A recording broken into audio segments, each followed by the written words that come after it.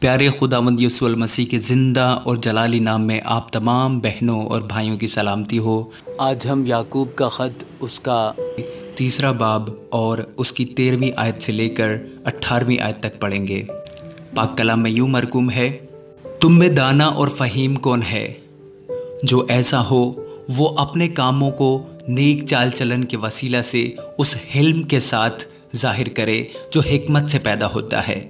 लेकिन अगर तुम अपने दिल में सख्त हसद और तफरीके रखते हो तो हक के ख़िलाफ़ ना शीखी मारो ना झूठ बोलो।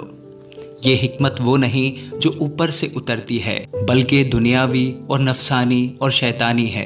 इसलिए कि जहाँ हसद और तफरीका होता है वहाँ फसाद और हर तरह का बुरा काम भी होता है।